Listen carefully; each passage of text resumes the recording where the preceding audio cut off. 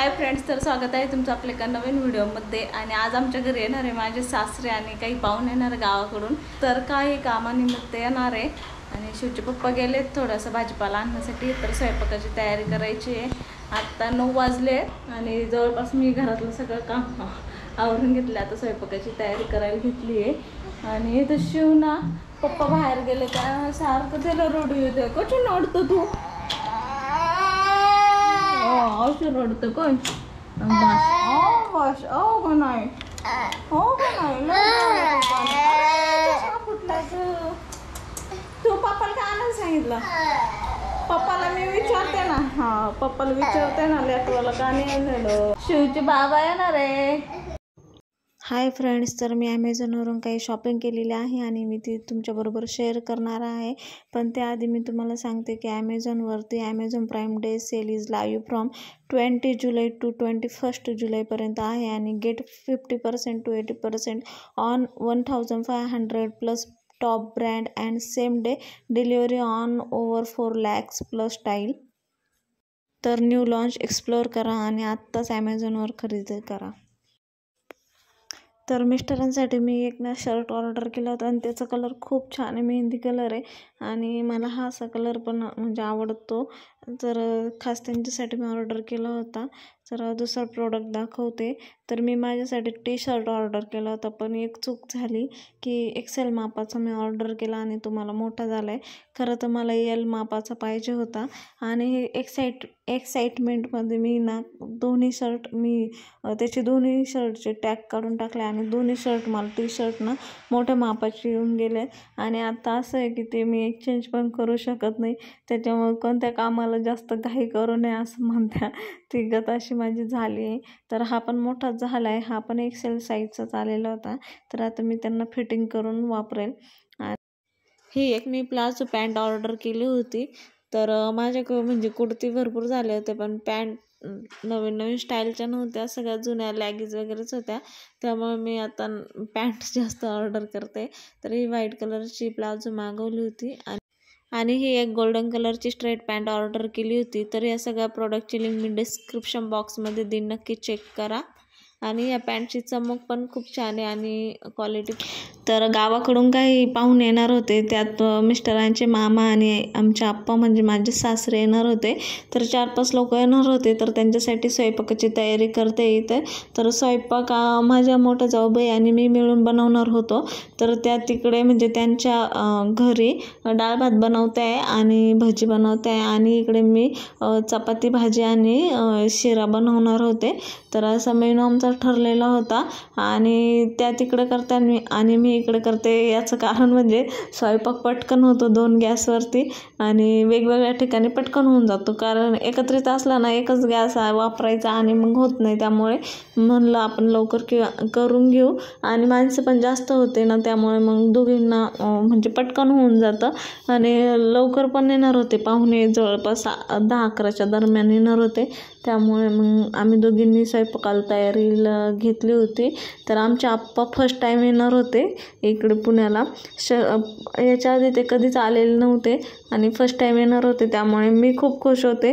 माझ्याबरोबर शिव आणि बाकीचे छोट्या माऊ ते पण सगळेच खुश होते।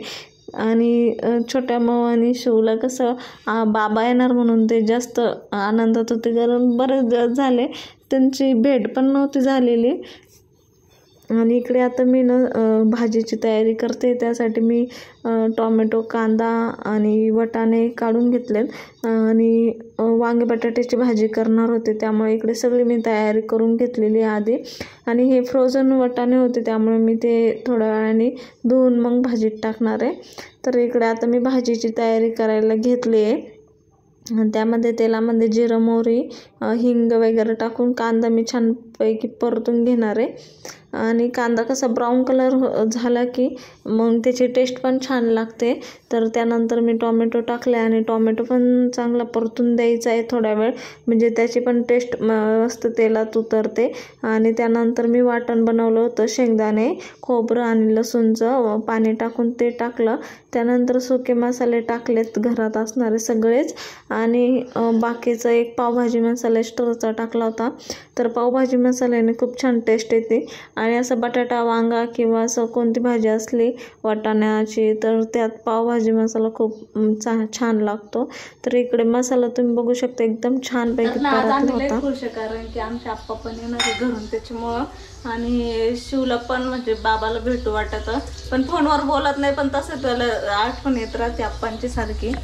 तर इथे आता आहे ना मस्त मसाला परतून झाला आहे. तर मसाला मस्तपैकी परतून झालेला होता आणि त्यामध्ये मी वांगा बटाटा बारीक चिरून टाकला आहे आणि ते पण परतून घेते. आणि त्यामध्ये नंतर मी वाटाणा टाकणार आहे. मी आधी वांगा बटाटा घेतला परतून. वांगे बटाट्याला शिजायला थोडा टाईम लागतो, वाटाणा इतका शिजला जातो आणि आधीच टाकला असताना मग तो गाळ होऊन जातो. त्यामुळे मी आधी वांगा बटाटा थोडंसं म्हणजे मसाल्यात परतून त्याला थोडा वेळ तसंच ठेवलं होतं.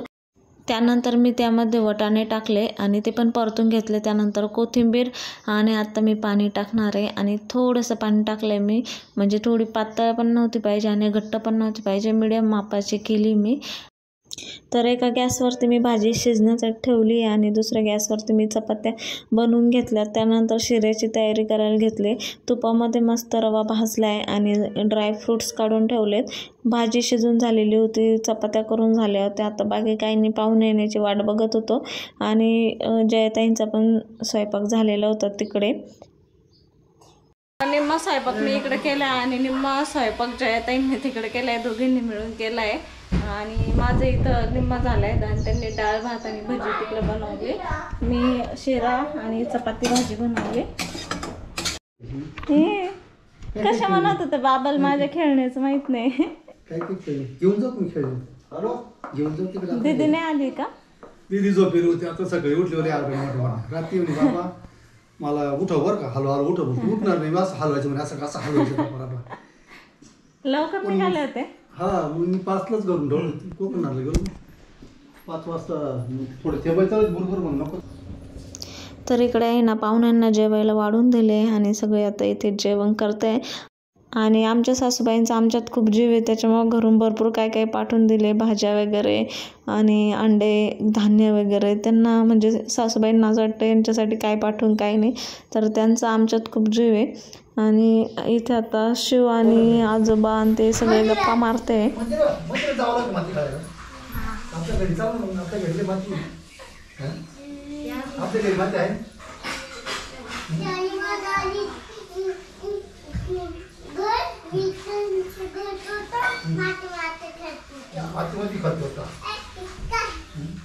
जागा तुम्ही पाहिलं गेलं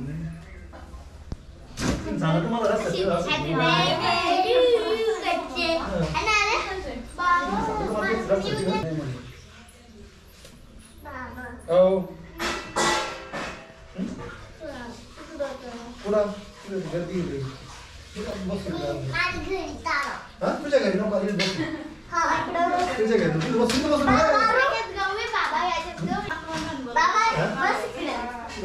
अच्छा बसू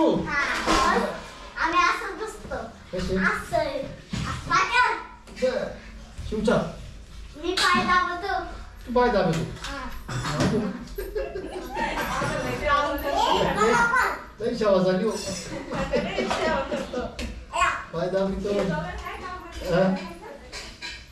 शिव तू काय करतो? तू काय करतो शिव? तू हात दाबा. शिव तू हात दाबा. हात दाबतो. ते बघ डोकं दाबितो.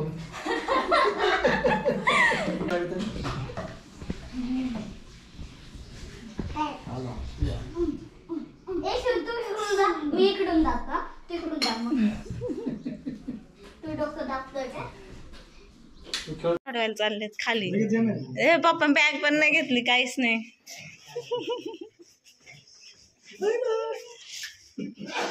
बाय कर ना बाबाला, बाय कर पप्पी दे. नाही दादा पहिलं दे मग बाय बाय करणार. परत या म्हण ना, लवकर या म्हणा मला घ्यायला, लवकर या म्हणा घ्यायला, शिवला घ्यायला लवकर या.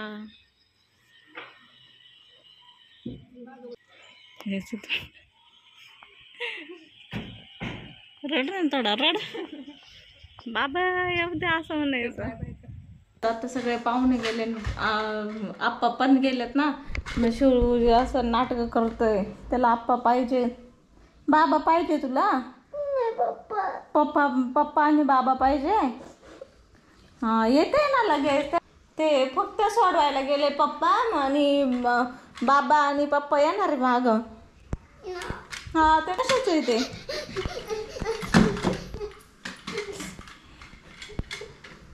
चला आपण जेवण करू. तर ना आता जेवायचंय, मला जेवायचंय, भूक लागली. आणि इथं आणलेत डाळ भात आणि ते पाहुणे सगळे जेवण वगैरे गेले. तसं करायचं नाही हा, तुझी खेळण्यात फेकून देईन. तसं केलं तर माझं चिडचिड नाही करायची.